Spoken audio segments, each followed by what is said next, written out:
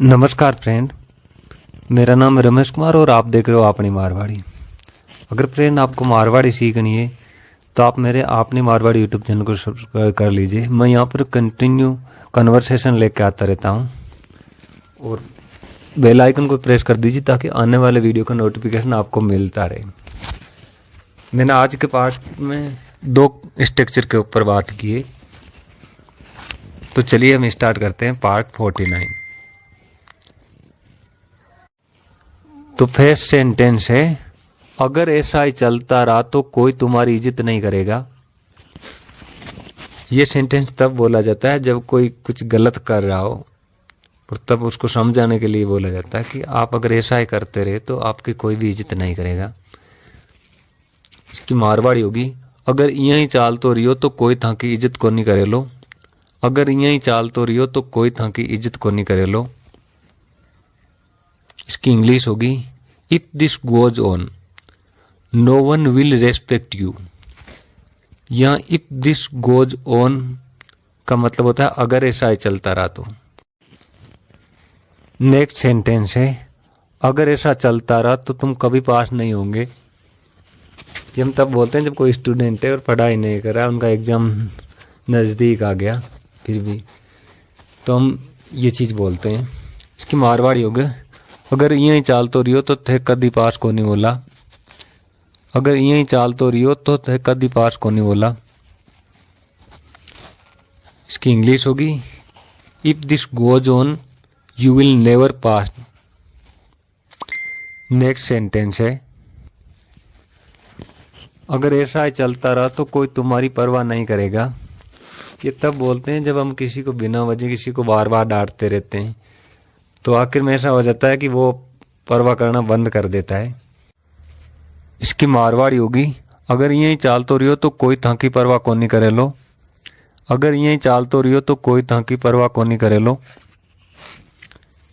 इसकी इंग्लिश होगी, if this goes on no one will care for you.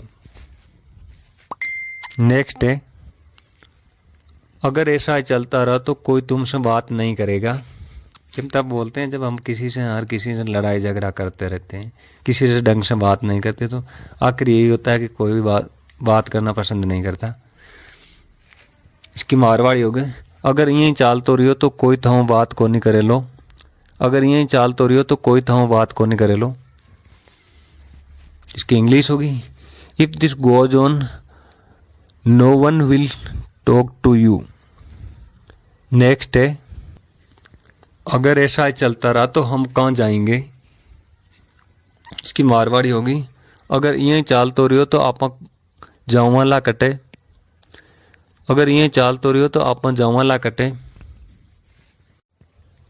इसकी English होगी, if this goes on where will you go. यहाँ पर मैंने क्वेश्चन मार्क नहीं लगाया क्योंकि वो अगला पूछ नहीं रहा है, वो कह रहा है कि हम कहाँ जाएंगे, न कि उसने उससे क्वेश्चन किया है, इसलिए वेयर के बाद में वी विल गो आया है, न कि हेल्पिंग वर्ब सब्जेक्ट से पहले आई है। नेक्स्ट है, अगर ऐसा ही चलता रहा तो हम रहेंगे कहाँ। इसकी मारवाड़ी होगी, अगर यही चाल तो रियो तो आप रेवा ला कटे। अगर यही चाल तो रियो तो आप रेवा ला कटे। इसकी इंग्लिश होगी, if this goes on where we will live. Next sentence है, सेकंड स्ट्रक्चर है, कोई चीज अपने काबू से बाहर हो जाना, तो आउट ऑफ हैंड। अब उनकी लड़ाई नियंत्रण से बाहर हो गई है। इसकी मारवाड़ी होगी, अब वहां की लड़ाई नियंत्रणों बाहर होगी है। अब वहां की लड़ाई नियंत्रणों बाहर होगी है। इसकी इंग्लिश होगी, their fighting has got out of hand now. Next sentence है, तुम्हारे बच्चे अब नियंत्रण से बाहर है।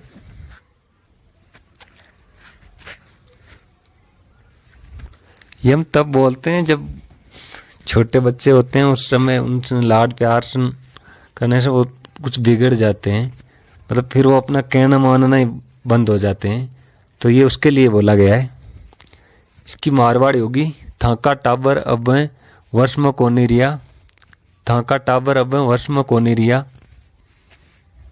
इसकी इंग्लिश होगी your kids are out of hand now. Next sentence है इनकी हालात अब कंट्रोल से बाहर है, मतलब किसी की हालात है जो कंट्रोल से बाहर हो गई है, आउट ऑफ कंट्रोल हो गई है, तो उसके लिए बोला जाता है। इसकी मारवाड़ी है की हालात अब वर्ष के 12 है, की हालात अब वर्ष के 12 है। इसकी इंग्लिश होगी there condition is out of hand now. Next sentence है उनका गुस्सा कंट्रोल से बाहर है। इसकी मारवाड़ी होगी वहाँ की रीस या गुस्सा वर्ष के 12 है, वहाँ की रीस वर्ष के 12 है। इसकी इंग्लिश होगी his anger is out of hand. Thank you for watching.